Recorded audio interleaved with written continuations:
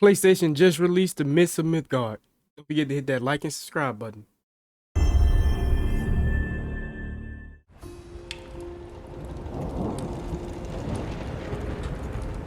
It's quite the storm we're having. Seems Fimbulwinter's here to stay. It will pass, though. All things do.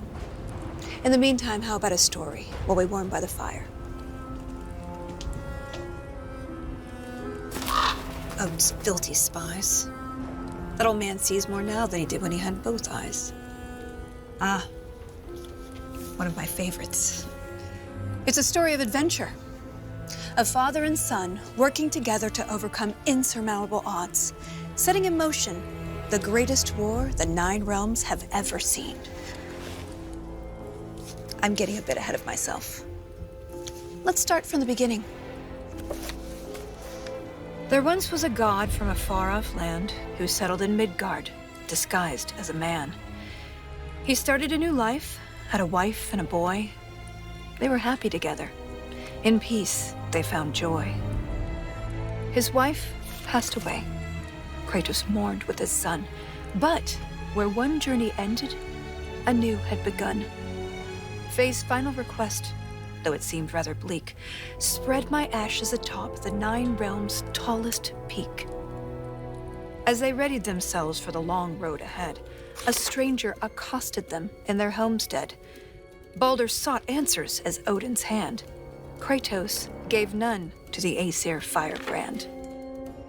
They made way for the mountains. Kratos taught the boy skills, keeping godhood a secret but training to kill.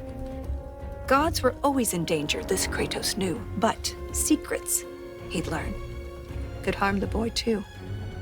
They found Mimir in a tree, punishment for his wrongs, so they lopped off his head, and they brought him along. Mimir held ancient wisdom and knew the lost god of war. He warned, "Tell the boy," but Kratos ignored. No, now hold on a minute. Is that all that's in there about me? Something to add? Actually, yes, I do. You see, Odin, in all of his dreadfully paranoid wisdom, trapped me in that bloody tree for perceived wrongs, and I led quite the colourful life before even meeting him. It all started when I was just a lad in the service of a great fairy king. Riveting stuff, really. We'll have to get back to that later. No, don't turn the page. I wasn't finished. If Mimir were telling the story, we'd be here all day. Anyways, they met Freya, masquerading as a witch in the woods. A god knows a god. She would aid where she could. She cautioned, "You must tell your son he's divine." But Kratos dismissed her. He'd regret this in time. On the road, Balder's allies, Thor's sons, attacked. Something snapped in Atreus as he tried to fight back. The Aesir lost the battle, but Atreus fell too. Kratos rushed him to Freya. She would know what to do. Freya was disheartened with the father's neglect, but with the heart of Hell's troll, she could save his son yet. Kratos thundered through Helheim and slew the great troll. He had captured its heart, but in his, burned a hole. He returned with his offering. Freya cast a keen spell, and Atreus was healed, though not all was well. Kratos sat with his son, and for once he was true, revealing he was a god, and Atreus was too. Delighted at first, it seemed all would go smoothly. Then arrogance followed and bent Atreus toward cruelty. With tensions flared, Balder preyed on their discord, casting back into Helheim Kratos and his ward. In Helheim, they learned Freya caused Balder's plight.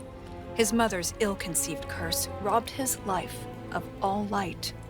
They emerged from the realm as they neared journey's end, but Balder appeared and attacked once again. Atreus and Kratos were ready this time, stronger together with their power combined. Freya intervened on behalf of her son, begging Balder's forgiveness for all that she'd done. Balder strangled his mother. Kratos lunged with a snap. Balder slumped. Freya wailed. And he died in her lap. Something changed in the world. Snow started to fall. The dawn of Fimbulwinter. the dusk of it all. Atreus asked, "Is this what it means to be gods? Killing our parents forever at odds?" "No!" Kratos bellowed as he dropped to one knee. "We will be the gods that we choose to be." Finally, together, they reached the Great Peak, finding Jotunheim's temple, the giants' retreat. A prophetic mural showed the life they had led. The boy's mother was giant, they learned as they read. Atreus walked to the cliffside. Kratos eyed the wall slowly. Beneath the boy's picture, a name was etched. Loki. They scattered her ashes and watched as they lifted. Over rolling red hills, the wind danced, and it drifted. Standing side by side, feeling hopeful and new, the boy was at peace. And the father was too. With their promise fulfilled, they returned to their home. They trained day after day, lest they'd reap what they'd sown. Atreus grew restless. Wary, Kratos remained. Ragnarok loomed as the great winter waned. Don't tell me you're thinking of stopping here. Things were just getting good. Well, I suppose we could go on a bit longer. An excellent idea. This is the most dramatic part. On second thought, perhaps we'd better cut it short. It seems that we're out of time. If you want to know how this story ends, I'm afraid you'll have to find out for yourself. Until then.